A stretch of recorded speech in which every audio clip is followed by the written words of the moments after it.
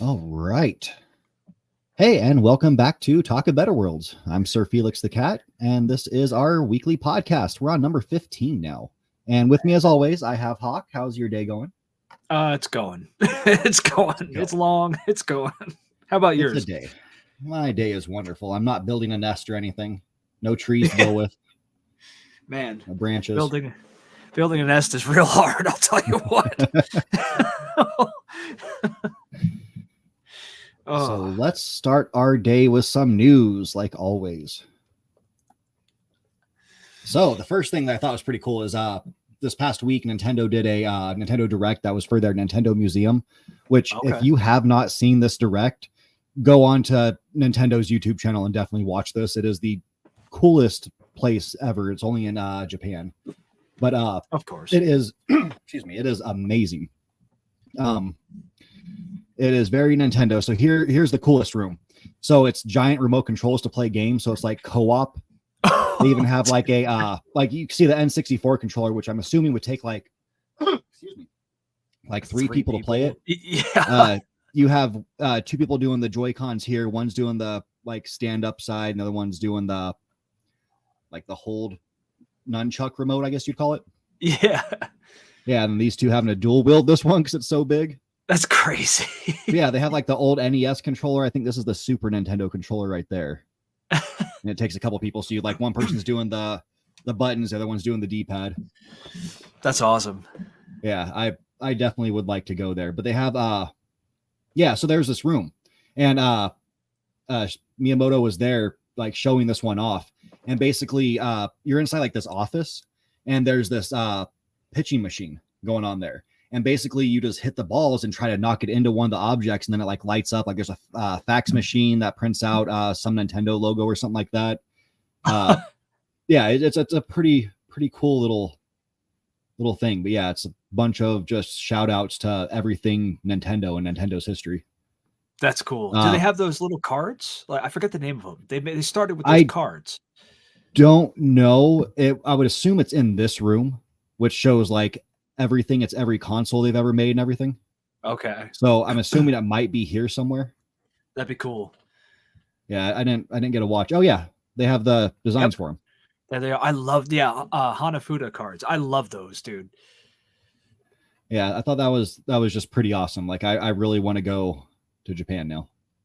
Yeah, I mean, that'd be cool to see. I think it's kind of funny that like we both like a Nintendo, but for kind of different reasons. Like I like Nintendo's consoles. I think they're really cool. They're just not always my thing personally. I appreciate them and I think they're really innovative all the time. I mean, we've talked about this before. They're very innovative.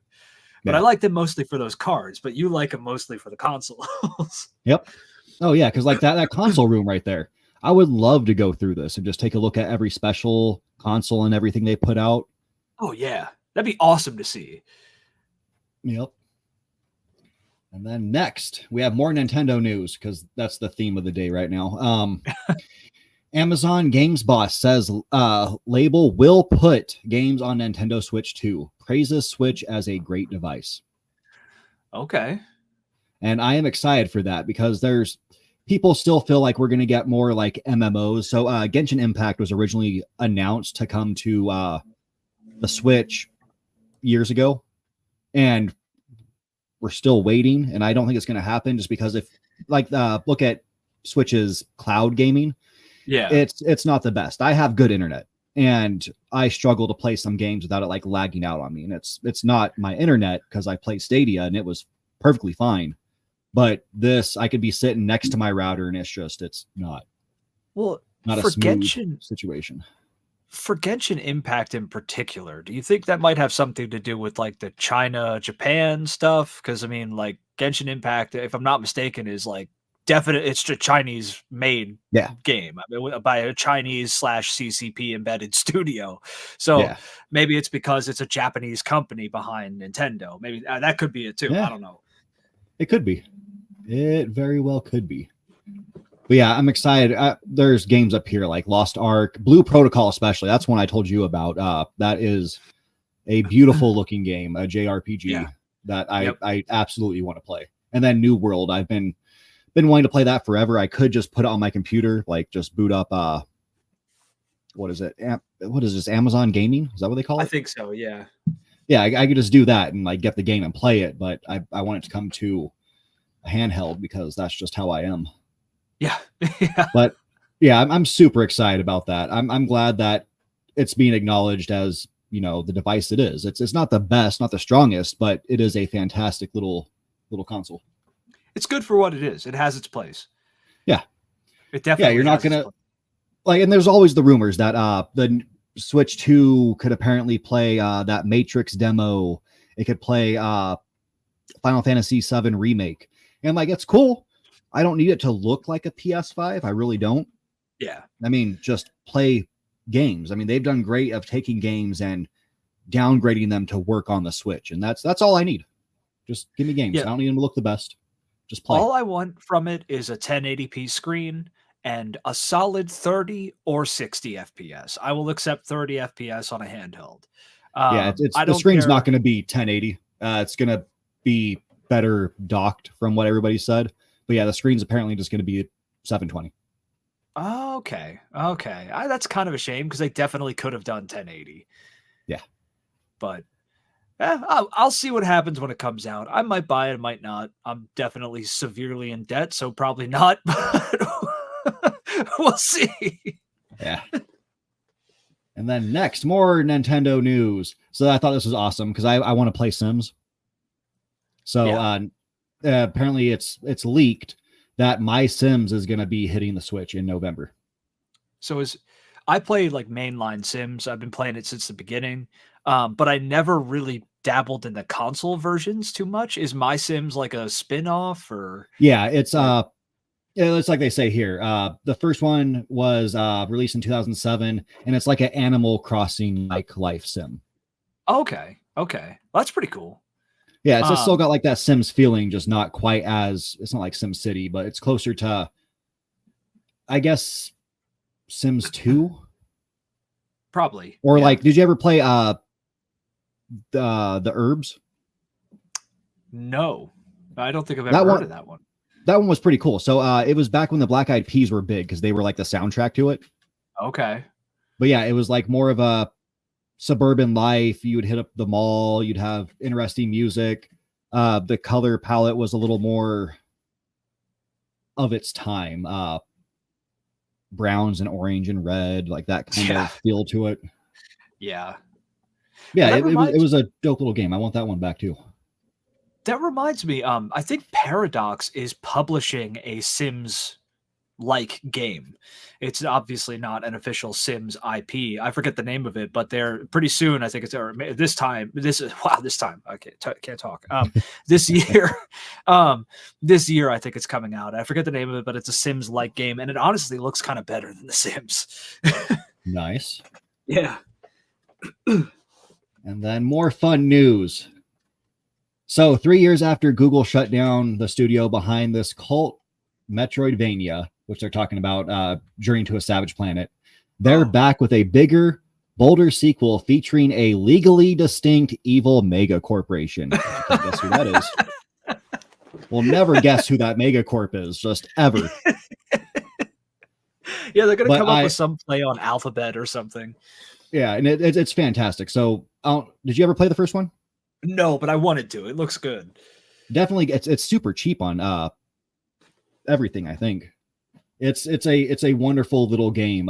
It can be kind of difficult. I mean, you're going to die a lot, but that's just part of it. You just respawn, and there's a bunch of corporate jokes going on in it. It's a huge satire. It's super funny, and it's got good shooting, like good gunplay. It's called Revenge of the Savage Planet. That's what it's going to be called. Yep. Okay.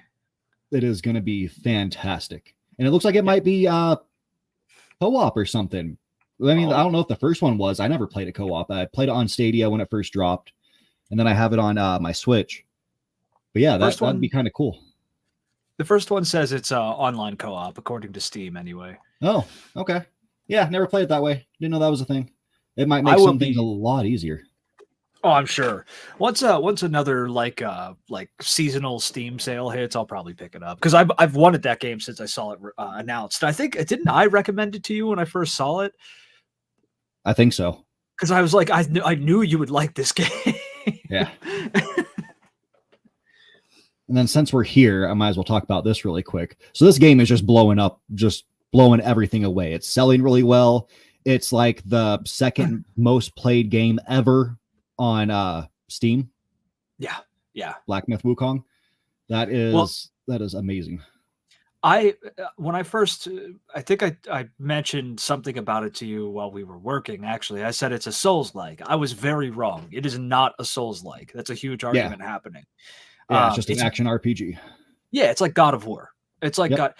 it has like 3% Souls DNA. There is some Souls in there, but it is not a Souls-like. But also with the numbers blowing up and stuff, did you see the stuff coming out about how the CCP said that reviewers can't mention certain subjects when they talked about the game? Yeah, I saw something about I think there's something about gender, and wasn't there something about COVID too? They couldn't talk about quite stuff. a few things. There was a lot of stuff. Basically anything that would make the Chinese government look bad. Yeah. I cannot trust those numbers just because of the CCP's involvement in this, personally. Because it would make sense because this is a severely nationalistic government that we're talking about, and they will do anything to get a win internationally. Now, I hope that it is genuinely blowing up and people are playing it. You know what I mean? Because it looks cool. Yeah. And the game, I mean, I'm nothing against the game. The game seems really cool, but there's something about it that I can't trust it fully. I don't know. Yeah, it looks dope.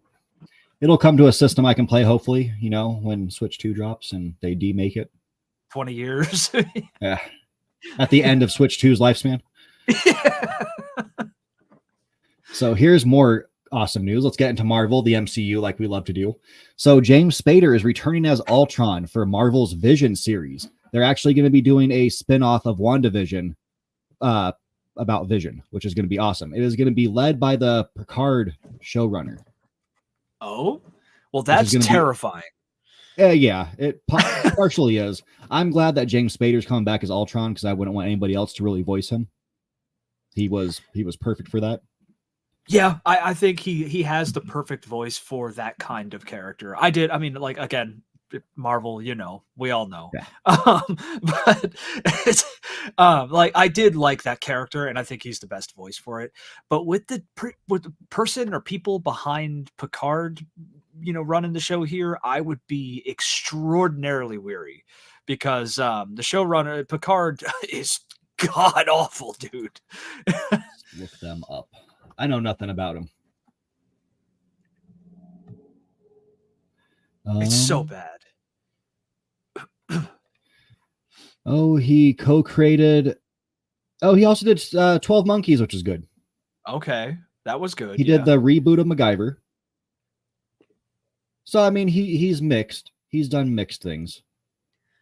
Well, see, last I heard, Paramount hates Star Trek, or the CEO or whoever of Paramount hates Star Trek. At least they did.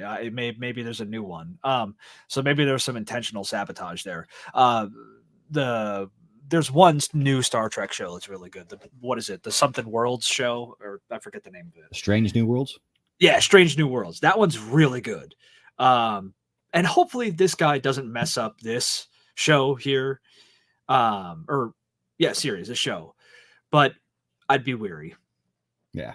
Well, we should call it what it is. It's going to be a mini series because, they don't really believe in doing too many like full series because I think a full series needs to be more than like 1 or 2 seasons. It needs to be like a show. Oh, yeah. I think like not 4 or 5 canceled seasons. After like 2 episodes into it, like all this stuff goes. I think a full show would be like 4 or 5 seasons. You can go past that, but that's the proper length for a show. Yep. And if it's done before then, if it's killed off before then, it's just a murder because, great shows like Revolution, which I love to talk about. It's 2 seasons done. Let's just can it. Got too political. We got to get rid of it. Revolution is worth talking about for sure. I mean, that if anything's going to come back, I want that show to come back. Yeah, that would be dope. But I'm excited for this show for Vision. Yeah, I hope it's good. I do hope it's good. Then we have some more sad news just to finish up like we did last week. Woo. So Atsuko Tanaka, unfortunately, she passed away. of some unknown illness or undisclosed illness. But yeah, Yeah. she's very famous for voice acting. Oh yeah. They named some games here that she did. I couldn't figure out what she did in Dragon Age 2. She's listed there. She was the voice of Bayonetta in the Bayonetta games. Okay. I don't know who she did in Nier, but what I know her for is what's in the background behind her, which is Ghost in the Shell. She played the main chick in Ghost in the Shell. Oh, no way. Yeah, she did a lot of stuff. She was in Shin Megami 5, Black Butler, Sandland, like just a ton of video games and a ton of anime. Man, dude, that sucks. Yeah, here you go. President Warren in Detroit Become Human. Oh, yeah. Okay. Okay. Yeah, Do they have the Dragon Age on there? No, I went through here and I could not find it. Even Control F Dragon, nothing came up. I'm trying to look for what you did for Dragon Age 2 as well. Because I know a lot of people don't like Dragon Age 2, but I really like that game. And she did some voices in Valhalla. Okay. Okay.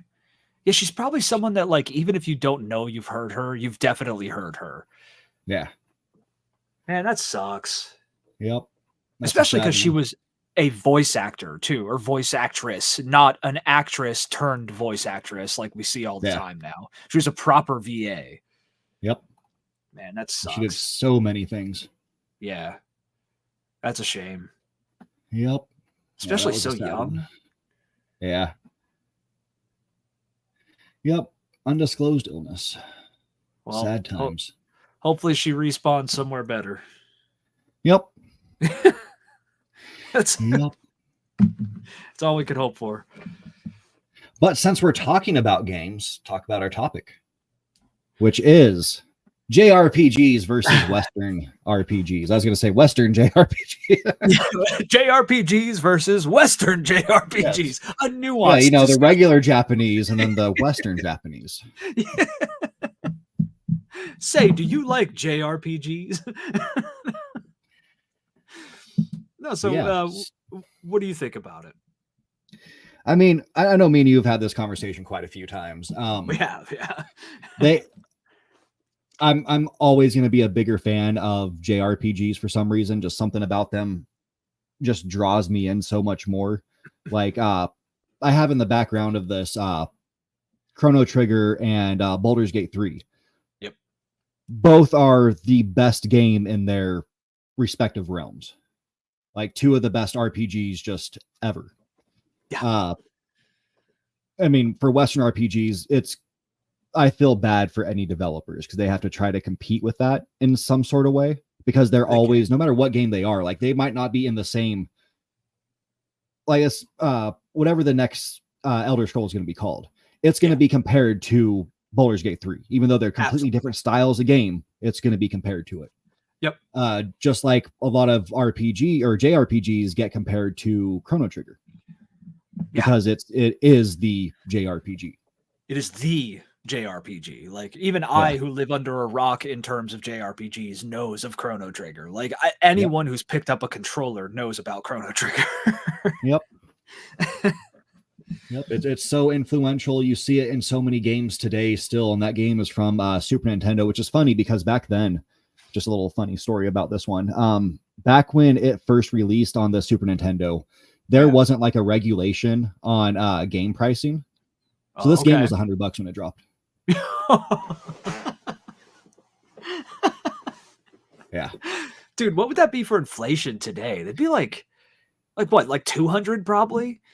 Yeah, something like that. It would be what year did it drop? Oh goodness.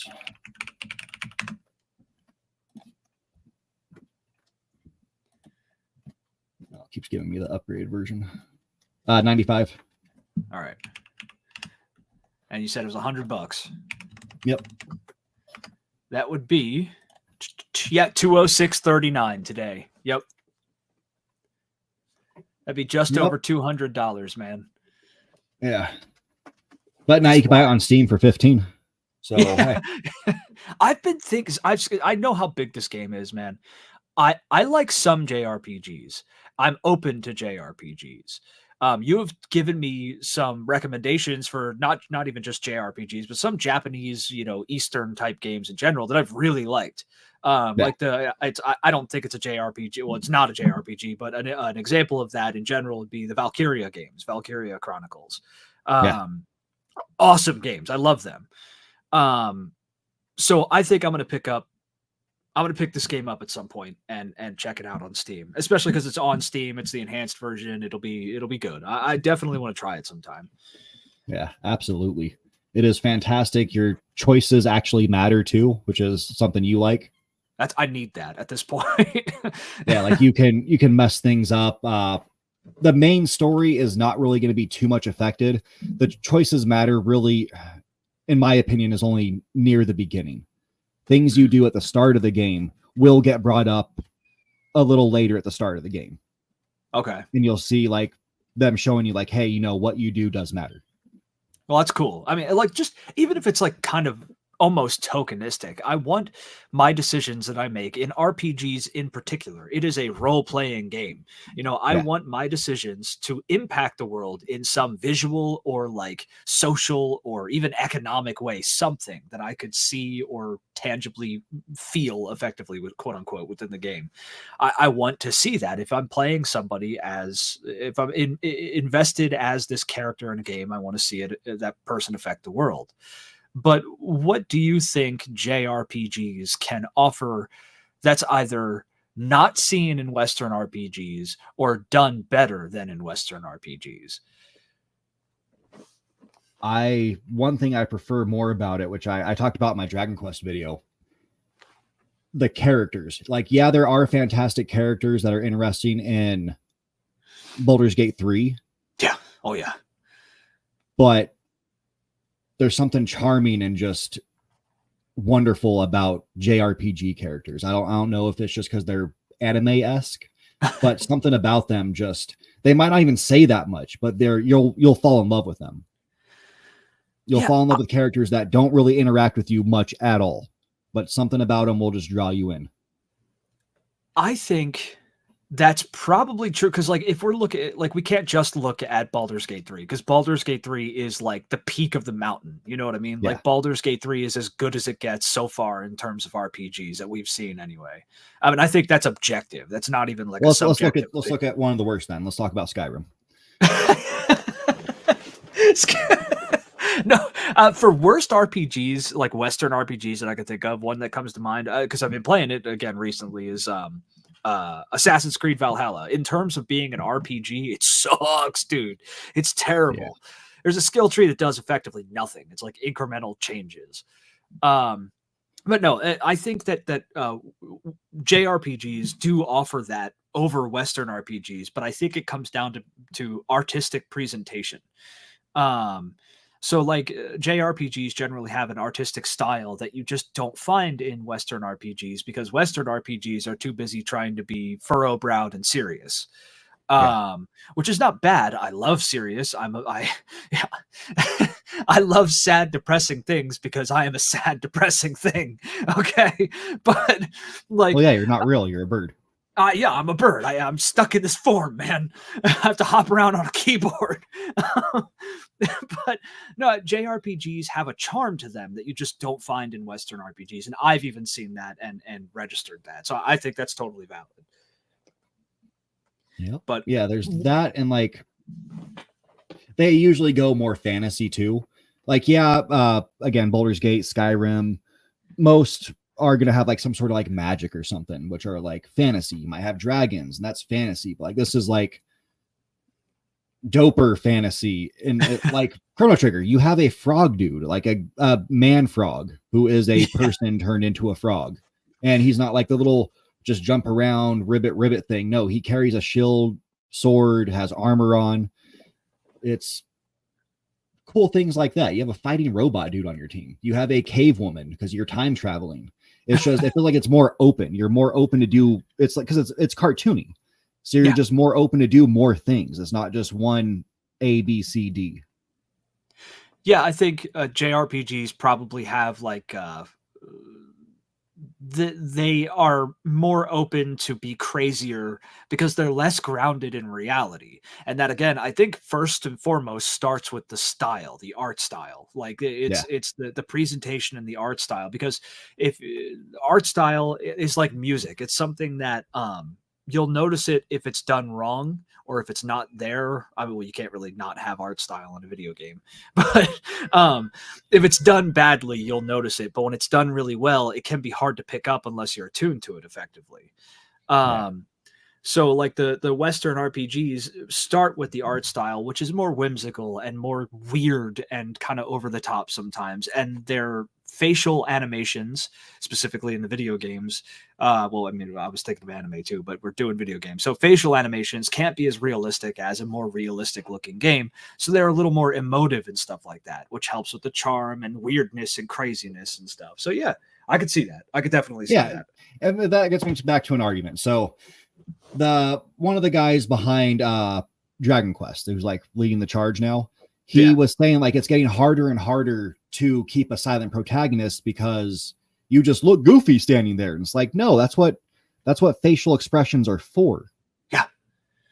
Like your person, like, yeah, you're not saying things, but I mean, look back at the 64, you had Link who didn't say anything. He had facial expressions. Yeah. He didn't need to say anything because you are Link. Well, yeah, or you could do it like the Skyrim way, or the Elder Scrolls way, where like you could be in third person when you talk to, or no, you can't be in third person when you talk to somebody, but you just go in first person and you are the protagonist. I mean, you are playing the character. So like you could absolutely have a silent protagonist. If anyone who says that, I think is just being lazy in terms of game development and writing in general. Yeah, definitely writing, because look what Fallout did with 4. They then gave you a voice protagonist and kept showing your face while you're talking. And it's like, one, I don't like the 2 options that you give me 4 of. And it's like, and it's like Viva La Dirt League made fun of it a lot, where like you have your options and you choose one. You're like, oh yeah, this is going to be the best one to say. And your guy just says something completely just off the wall. And it's like, what are you doing? Yeah. Well, it's like, you messed up when there's a mod dedicated to having the full thing that your character will say verbatim instead of what they normally give you. Yeah. And I mean, like, having that style is good for some games. I would say bring it back to Mass Effect, because anytime I get to bring up Mass Effect, I will.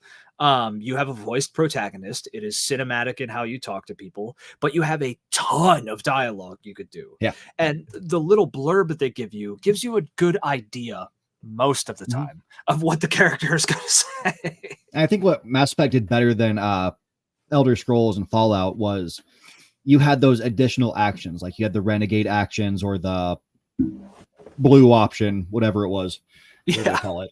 And that like helped you add, Paragon, helped you add more to who your character is.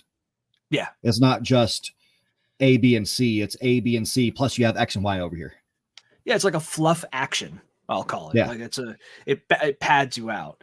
And I think with Western RPGs, I think that kind of it's the opposite side. It's the other side of the coin with what you were saying, how like JRPGs are a little more whimsical. The characters can be a little more intriguing because of how everything is presented.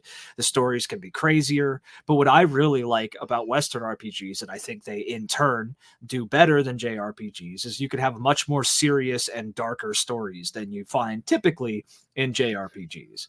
Yeah, I mean, typically has to be the key word, because I was just going to say Dark Souls.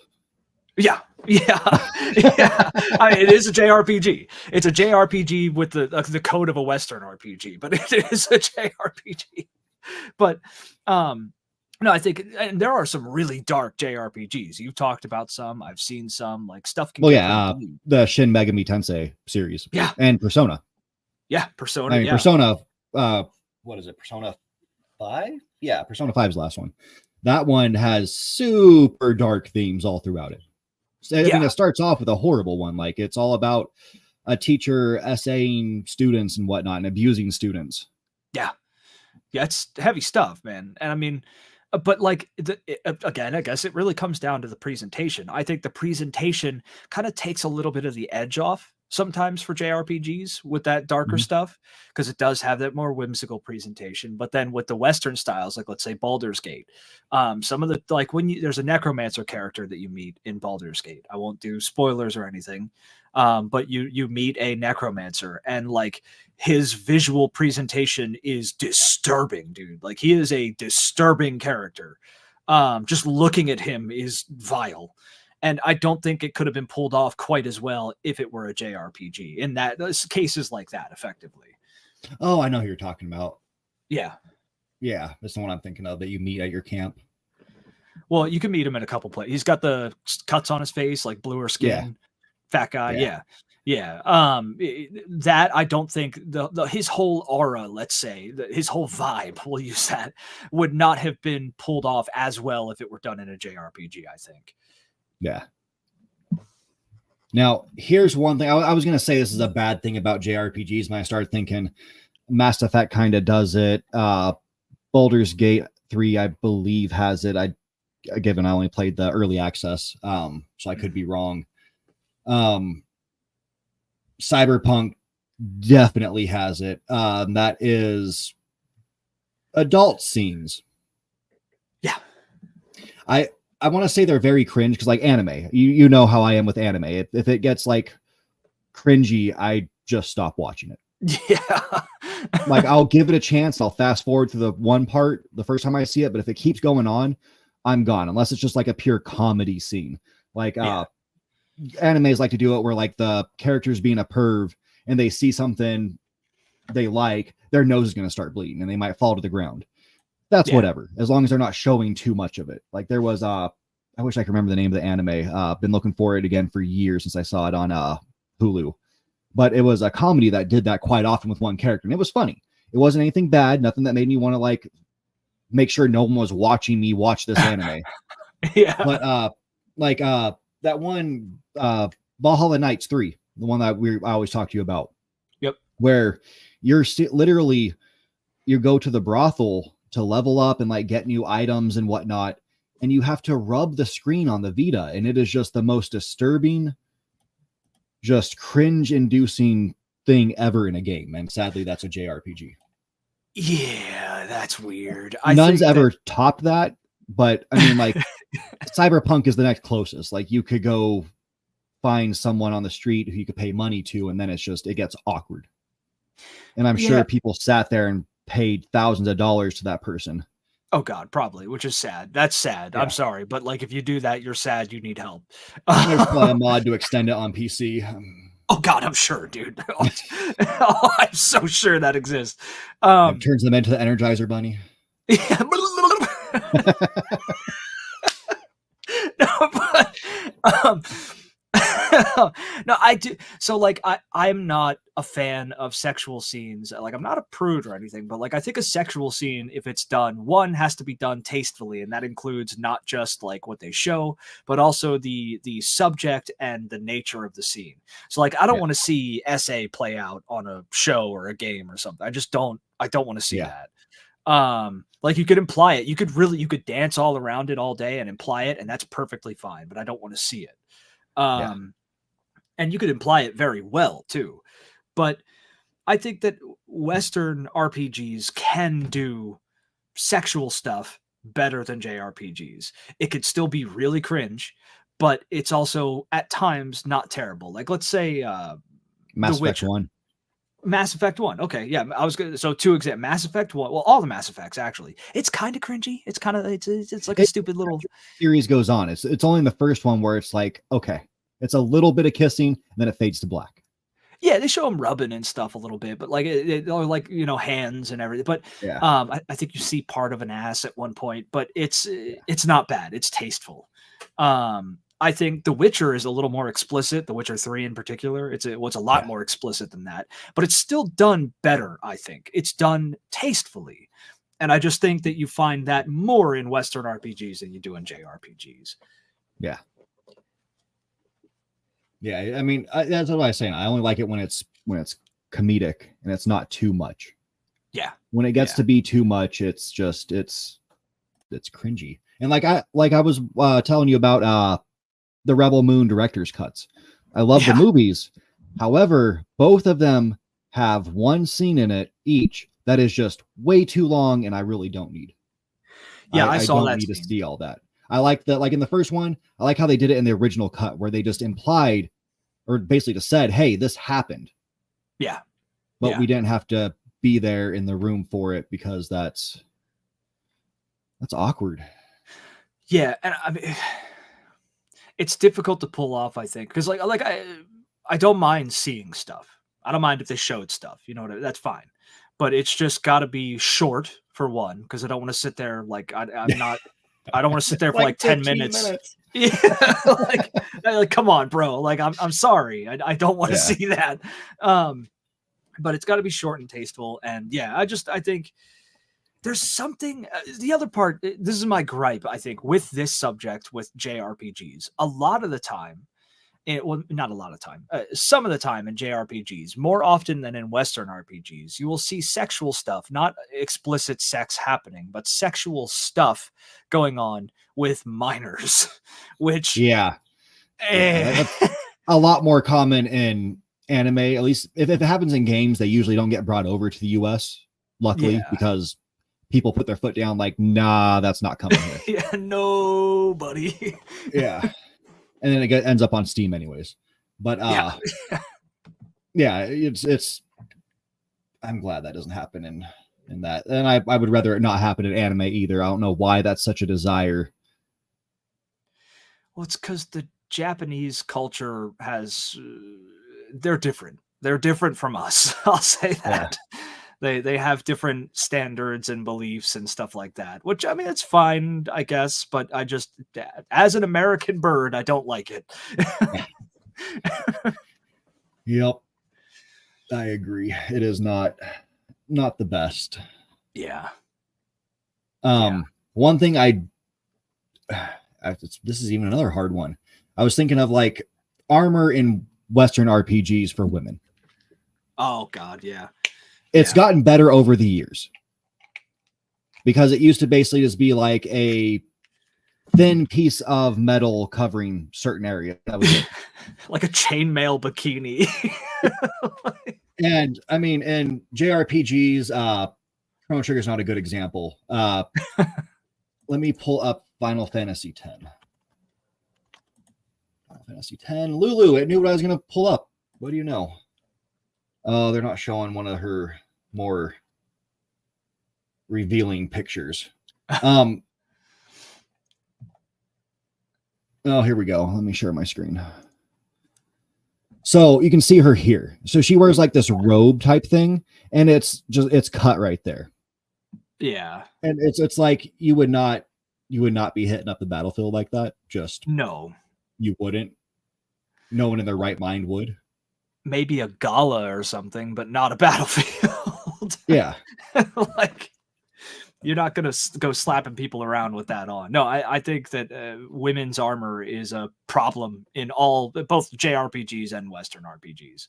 Yeah, let me say Bayonetta is not a JRPG. It is an action game. I don't care what anybody says. Oh, yeah, and hers is the worst because her clothes is literally just her hair, just wrapped around her. Yeah. Which that's its own thing. It is an action game. And that's still, I mean, I think it's stupid personally. If someone likes it, whatever, just don't be a creep about it. But I think that, like you said, maybe it's happening in JRPGs too, but I think Western RPGs are starting to come around on armor on women.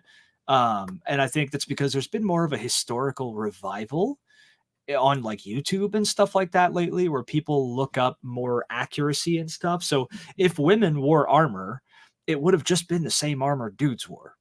Like your boobs get compressed. Like it just, you have the same armor. You don't have boob armor. You don't have any weird stuff like that. So you just take a dude's armor and put it on a chick. That's what it would be. So thankfully we're seeing that more, but is that happening too in JRPGs more? Yeah. I mean, it's been that way more than it has been like revealing. Okay. Like, let me just pull up. This image works. Share my screen again. Oh, that's tiny. Image, a new tab. All right. So not revealing, not revealing. Okay. Kind of revealing in a way because it's like a bikini type outfit. Yeah, it's not bad though. She's a cave woman. That's just she looks like a cave woman. Yeah. That's more or less how it tends to be. Is like it's decently done. You might have that person who has a short skirt. You might have what was her name? Lulu from Final Fantasy X. But for the most part, they keep them covered up unless you have like that you'll have like that one enemy that's wearing like a bikini top for some reason, like a bra as her top armor, and it's just it's weird. But it's rare, luckily. Yeah, I think I want to see that go away entirely. Like I don't like objectification of men or women, and it happens to both in all media. Whoa. I like the Dark Souls diaper. Okay, well that's the exception. I mean, you're screwed when you go into like PvP and the guy turns around the corner in underwear and the Kestis like fist things on. It's like, oh, I'm done. Like it doesn't matter how many how many hours I've dumped into this game, I'm dead. But no, I think I want to see that just totally go away for both. I don't like unless it's like historically contextual, like Roman ab armor or something, like whatever. Yeah. But the what musculara or whatever. But it'd be cool to see that just disappear. And like with Western RPGs, a good example of it disappearing or at least not being there like it is normally is Shadowheart and Lae'zel from Baldur's Gate 3. Yeah. Both of them have practical armor that looks like it's fitted to them and it works and it's not skimpy or revealing or weird or anything like that. And they look awesome. They're awesome characters. I mean, I kind of don't like Lae'zel because she's just bad, at least in the final version of the game. But so Shadowheart, really. They're both bad. Karlach for the win. That's the best. That's the right. So you either romance Karlach or you're wrong. That's my official opinion. But even her, she has some revealing stuff, like a little more than Shadowheart or Lae'zel, but it's not sexy, quote unquote. You know what I mean? Yeah. But yeah, it's going away. Yep. And then so go ahead and say why you don't like most JRPGs, like at least visually, or there's a certain thing about them that you don't like. I would say that I've got to be in a mood to play most JRPGs. I'm just going to be open about it. Like I have depression. I am a generally darker person and I like darker media. I don't need everything to be dark. I like happy stories and stuff like that, but I also like realism and attention to detail and stuff. I like when worlds feel cluttered and lived in, and I think Western RPGs can do that a little bit better than most JRPGs. I like the art style of Western RPGs more than JRPGs. So it's kind of just like a preference thing for me. I'm not going to sit here and say they're bad, they're terrible. Don't play them. If you play them, they're suck. Trash. They're trash. Like Chrono Trigger's the worst game ever. Garbage. I see the appeal of JRPGs. I like some JRPGs, but they're just the whole package for me. Just I have to be in a mood to play it, and I'm not often in that mood. Yeah. But what about you? What do you not like about Western RPGs more than why do you not want to play them as much as you want to play JRPGs? I like them, but I think it is like it's the more colorful characters and like the upliftingness of usually every story that comes in a JRPG outside of Dark Souls. There's usually like you are the light in the darkness. Okay. You don't have to be like this god tier hero. I mean, Dragon Quest is a bad example for that because you usually are this god tier hero at the end. Yeah. But and even Chrono, you're the chosen. You are Chrono Trigger of Chrono Trigger. Yeah. Or you're Chrono of Chrono Trigger. But the cast reminds me of Power Rangers. Okay. Because they are a bunch of essentially nobodies that got together and are standing up against darkness and what's wrong. Like they're there to fight for what is right. They're to Yeah. fight for justice. Even if they do it in their own ways. Like I've talked about the example of Tales of whatever it's called that was on the 360 and then later came to everything else. Yuri is a vigilante. Like he'll go out there and like he wants to do the right thing. He was a great knight, but he sees the rich and wealthy getting away with certain things and he's like, well, they've got to be dealt with, and he deals with them. Based. Yeah, I mean, he gets things done. Yeah. Well, that actually reminds me too. Like it's the morality. JRPGs always have a very strong or not always, most of the time, have a very strong binary morality where like there is ultimate good, there is ultimate bad, and you are usually doing the ultimate good thing against the ultimate bad, or there's a plot twist and you become the ultimate bad. You know what I mean? Like something like that. But it's always one or the other. I think Western RPGs, that does not always appeal to me. That kind of goes into that, like, I've got to be in a mood for that. Yeah. Whereas a lot of heavy hitting Western RPGs, everybody's gray. And I love gray.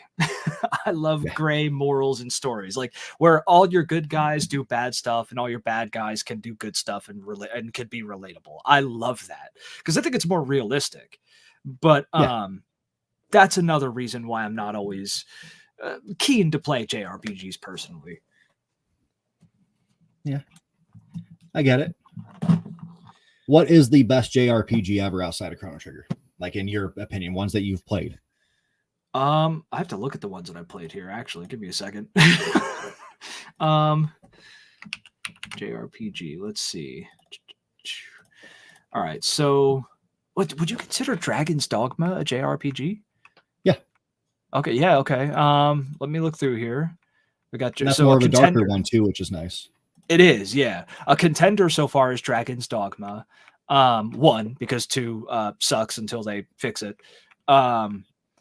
Neo, the Neo games, although, well, they're Souls-likes, but they're still RPGs. Mm-hmm. Souls itself is a JRPG. Would you consider Valkyria Chronicles a JRPG? Because apparently it is, according to Steam, but I don't... really? Yeah. Yeah. Okay. Yeah, it's just like Fire Emblem's a JRPG. Well, and the Yakuza games, I love them. So I'm going to say the newest one instead of like the older ones. The older ones are like they have JRPG aspects, but they're just action fighter beat 'em ups. Yeah, effectively, yeah. But I'm going to say my personal favorite, and I have yet to play Persona 5. I have it. You got me to get it. I will play it at some point. So that may win out. But outside of Persona, because I don't know, it's up in the air between Dragon's Dogma, Dark Arisen, and probably... honestly, I'm going to go back and say Way of the Samurai 3, if you're familiar with that one. Yeah. Because those games, one, Way of the Samurai 3, I played it on PS2 a lot when I was younger, and I love that game. It is so cool. Aside from just samurai stuff, it's just a cool game. But then Dragon's Dogma, even though it's a JRPG with a Western RPG paint scheme, it's I just love it. I think it's really great. But what about you with Western RPGs? What's outside of Baldur's Gate 3? What's the best Western RPG to you? What's that one called? I'm gonna forget the name of it. Elix. Oh. Yep. Oh. Dude. Yep. That's the best Elix choice. Is dope. Yeah. Oh man. It's so brutal. It's the game just tells you no all the time until you're like late into it, but it's fantastic. The dying over and over to the crazy dinosaurs and stuff it's amusing. I still need to have a good cry about Piranha Bytes dying, dude. Yeah. I mean the two heads of it did move on to start their own other company, which is nice. I don't know what happened with that. I haven't looked into it. But hopefully they carry on and make like Celix. You know. But dude, we got all of their games. They make 3 games, like Risen 1, 2, and 3. What's the other one? What's their other series that they do outside of Elix? Oh, did they do Gothic? They did Gothic. Yeah, Gothic. Gothic 1, 2, and 3. Then we have, there's another series that I'm forgetting, I think. And then we have Elix. And Elix only goes to 2. We need a third, man. We need a third Elix. Yeah, let's see what the other one was. Of course, those are the 2 that come up. Yeah, who knows? It's not coming up right away. That's a shame, dude. But that's a great choice. That is a great choice. Yeah. Yeah, it would have been Risen, like the first Risen, because I do love that game. God. It's another just stupid hard. It's going to beat you down, and it's fun. It's like Gothic, dude. I love Gothic. Yeah. Yeah, Gothic is crazy hard. Yeah. Oh, yeah, dude. Like, I was in the town, like the swampy town, and there's those like giant snakes out in the distance that you can aggro. And I was like, oh, I'm going to play this like I do other Western games. I'm going to lure this thing into the guards, but I'm going to be doing some damage to it so I get some experience. And it killed the guards. And I was like, oh my God. Oh my God. You made a mistake. I was like, oh, well, I'm going to go back and load a couple saves ago. So let's do this again. Oh, sweet child. This is Gothic. Nothing happen. I've definitely tried that before in like my first playthrough of some of their games. And then I realized, oh no, it's a Piranha Bytes game. I'm dumb. Yeah. Yep. It's a valid tactic in any other game, though. Yeah, I mean, I'm used to MMOs, so that's exactly what you would do. Like, oh, it's too strong here. Let me try to cheese the system a little bit, or even Elder Scrolls games. Yep. Lure them into helpful companion territory, and you're good. Yeah, or town. Yeah. But yeah, man. All right, so what should we talk about first? Should we talk about a movie, or should we talk about some creepy stuff? Let's just get the movie out of the way. All right. So let me pull this up. We watched a movie, and this is a sequel. I didn't know that going into I found that out too. Yeah. The Ranger's Bloodstone, which is, I basically went on to Amazon and I was like, RPG movies. And this came up and I was like, okay, screw it. I've seen David before, David Nordquist. So I was like, let's do it. Let's do it. And I did not know until looking at this that that's his daughter and that was his dad. Oh, I didn't know that. Yeah, I was sitting here. I was like, wait a minute, Nordquist. Yeah, Scottish Canadian dad, Chinese mother, and that's his daughter. Yep. I figured this was a family affair. Yeah, it was very low budget, which I do have something on that. So, anyways, let's talk about what it is. It's a movie about a ranger whose daughter was kidnapped by orcs. Yep. Right? Yeah, orcs. Yep. And then sold off to outlanders, which are basically just vagabonds. They do no good. They used to be good, but they just basically went full evil because they're trash. Generic bads. Yeah. And basically he's the ranger's out to go save his daughter. Yeah. And you could tell it's low budget, and by low budget it had a budget of $22,000. And I guarantee they had to pay a lot for the land they were on. Because they covered a decent amount of land, even though it ends where it started. If you notice, the building that the daughter was kept in was the ancient one's house. Yeah, yeah. And the I was just like, oh, we're gonna shoot it from a different angle. Okay, yeah. The costumes. Let me say this about the costumes. Parts of them look kind of accurate, but when you look close, the leather and you see the machine double stitching on it. Yeah. I was like, come on, dude. Well, dude, I've seen some of the leather armor that they were wearing sold at like Renaissance fairs and stuff like that. Like it's like LARP armor, dude. Yeah, the bracers and stuff they had on, and the helmets, some of them too. Oh, the first orcs, the big orcs helmet, which was just fun. That one, and then one of the first or earlier on, like, Vagabond Bandit guys, he's wearing this helmet and he has bracers with like a dragon etched into them, and it's like a lamellar kind of leather armor. It's like a layered bits of leather. That's just straight up LARP armor that you could buy online. Like, you could go on Amazon and probably pick that up. Yeah. What was I gonna say? The bloodstone itself, that made me really mad when I finally saw it, and I was like, really? They just painted a rock red and the paint's already chipping off. I appreciate the story and what they were trying to go for. I can give them that. Like, they had no budget and they did what they could. And there wasn't very much good acting. I don't think that the ancient one was acting. I think he was just trying to slowly remember his lines. Yeah. The daughter had no lines except for daddy once.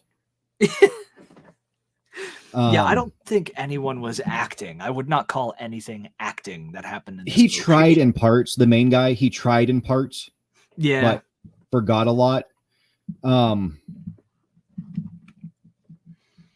Yeah.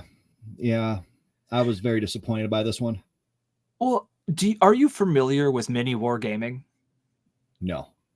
So it's a YouTube channel. And Nordquist is a part of this YouTube channel, just called Mini Wargaming. And they have like almost 500,000 subs. They're like, if you've been in the Warhammer scene as long as I have, you definitely would have heard of them.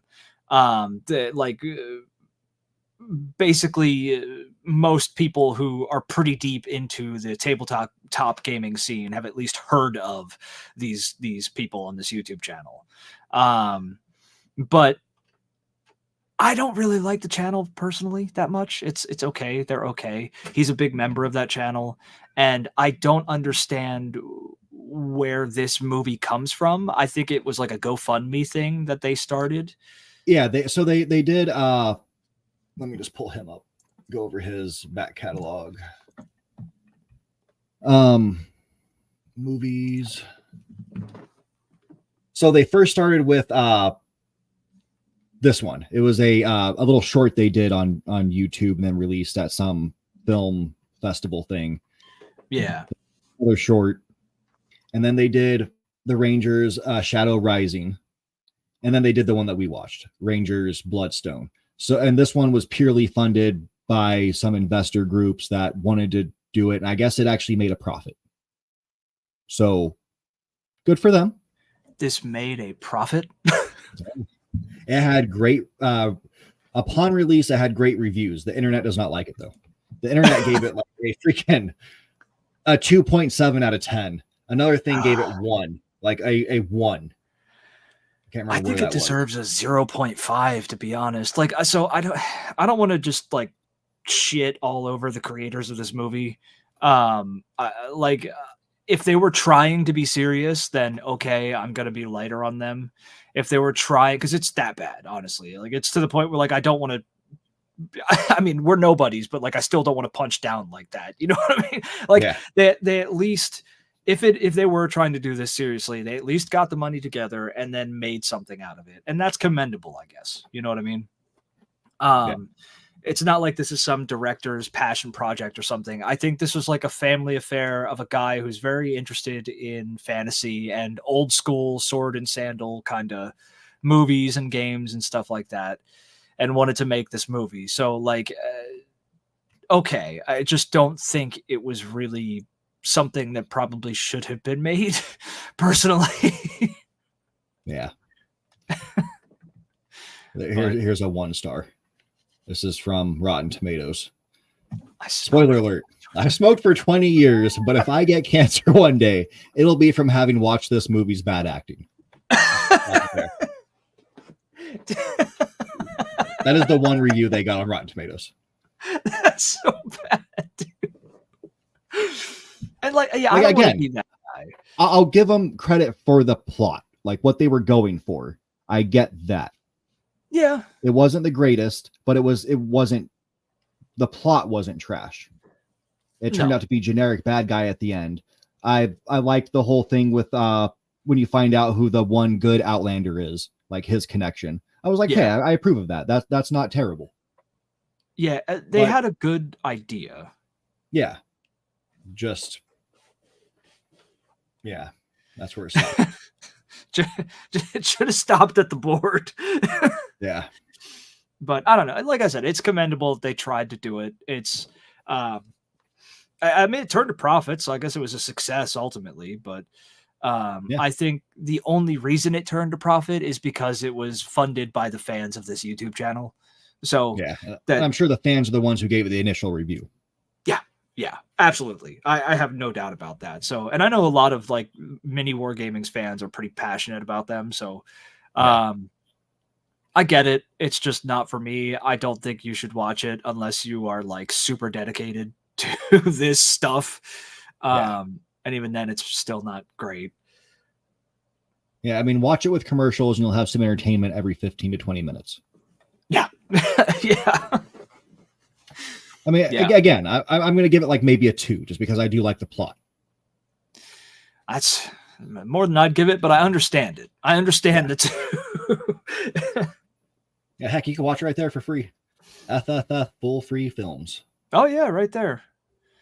Right there, yeah. No, it's it.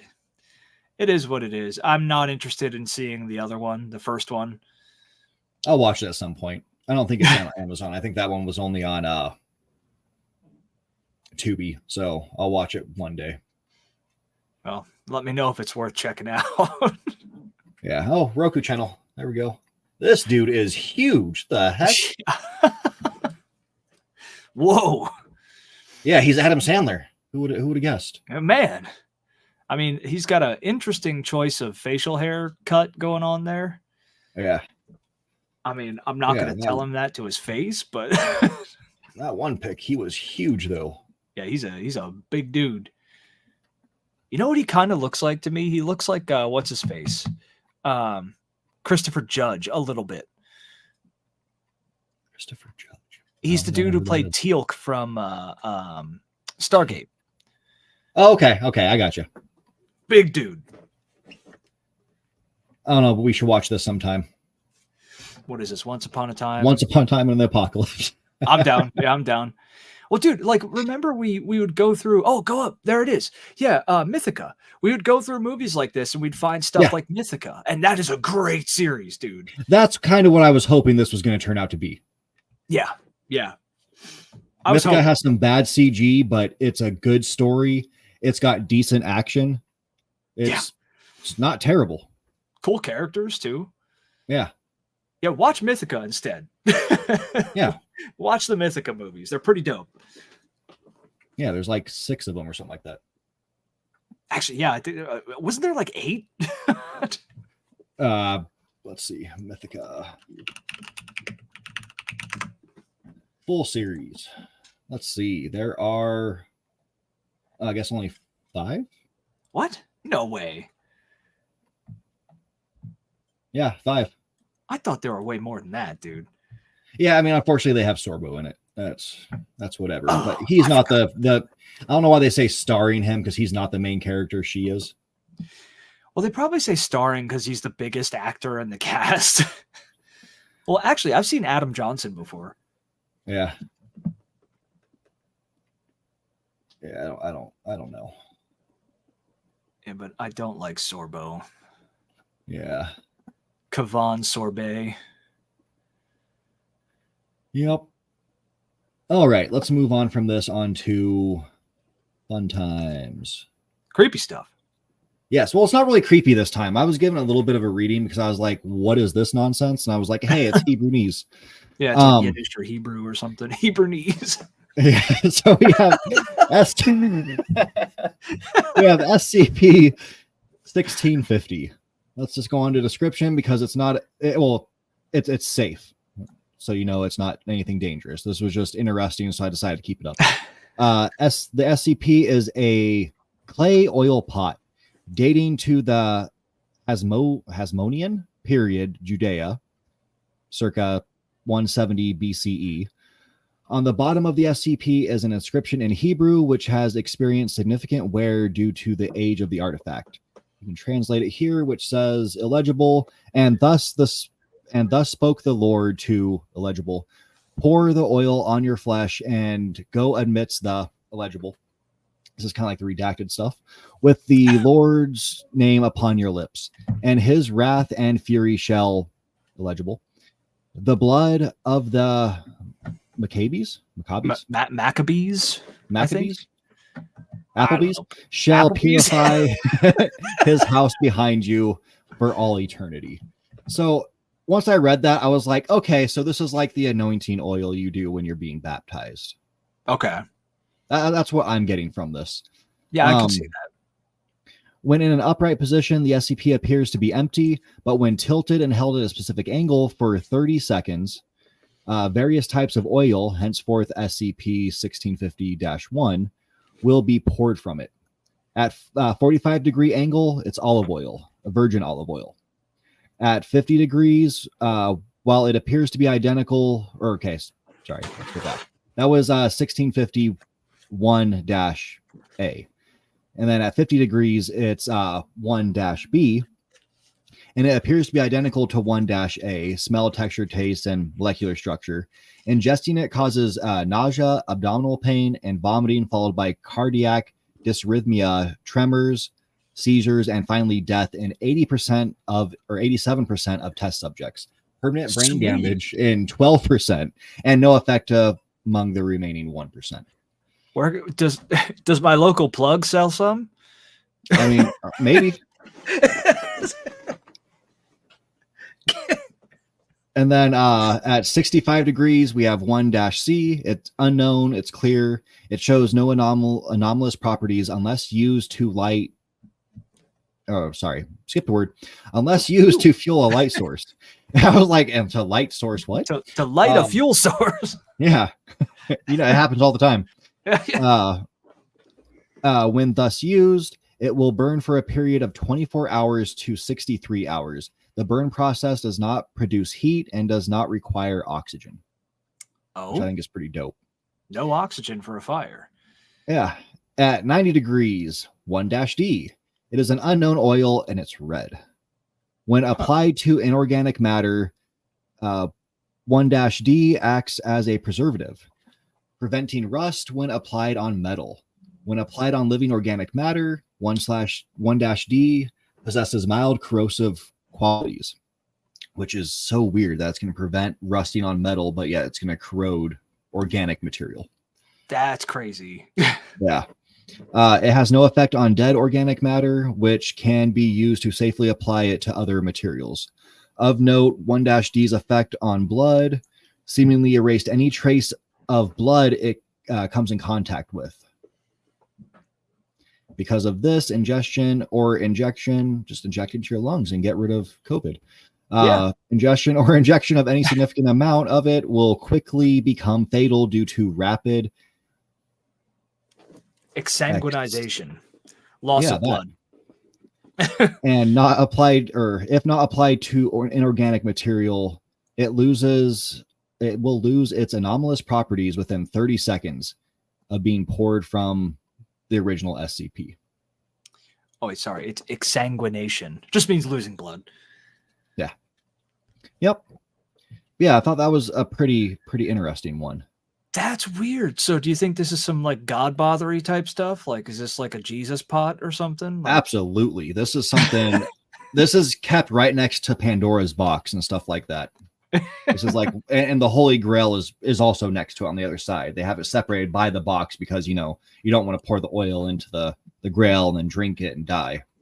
Well, yeah. What happens if you put that? Maybe that's the key. You pour the oil at a 50-degree angle into the Holy Grail, and then it turns into a liquid that makes your skin gold, and you can crap diamonds.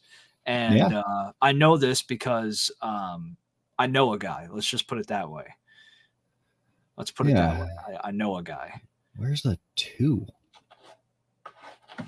So there's the 1 for the footnotes. I see that. Where's the number 2? Number 2. I don't see a little red 2. Right but there, here's the second. Right above the. Oh wait, no, never mind. That's 2. Never mind. Sorry. Yeah. So there's a second footnote. And Samson said, "Let me die in the Philistines." Then he bowed with all his strength, and the house fell upon the lords and upon all the people who were in it. So the dead whom he killed at his death, wait, what? So the dead whom he killed at his death were more than those whom he killed during his life. Yeah, do you know about Samson? But that is a tongue twister of a sentence right there. That is some dumb stuff, man. Like, I don't understand why that was worded the way it was. This is I do not understand that, but I get it, but I don't get why it was written that way. But yeah, I don't see any reference of Samson or a number 2 or. Oh, there it is. Oh, there we go. Judges 16:30. Okay, yeah. Okay. Yeah, makes sense the now. Book of Judges. Oh boy. Yeah. So thou shalt not judge. This is a god pot. Maybe it was used by Jebus to well, I mean, why would you Samson used it to clean his hair. Yeah, you need to oil your hair if you got hair like his, you know. Yeah. You need to oil that stuff up. So maybe it was Samson's pot. That's what it is. Yeah. We figured it out. God pot. We solved the mystery. Mystery solved. Let's go home, gang. Yep. Get back in the mystery machine. Yep. On that note, we will get in our mystery machine because that is basically all we had for today. We have videos coming out. One coming out on Monday, which is going to get no views because it's about reading again. It is a list of Stephen King books, which I think people should check out. Oh, nice. Yeah, I'm looking forward to that one. And then you have the Nerd Talk Thursday this week, which will be on a topic that is fun to talk about, I'm assuming. I am not available. I'm not able to disclose the information. It's classified, so we'll see. We'll see what. Maybe, it could be anything. Who knows? It's going to be this right here. It's going to be that. You can't even see my screen anymore. I'm not sharing. Highlights redacted nonsense on this SCP. Well, I cannot confirm nor deny, so we'll have to see what it is. Yep, it'll be a thing. It'll be a thing. So thank you all for watching, and until next time, take care. Stay safe.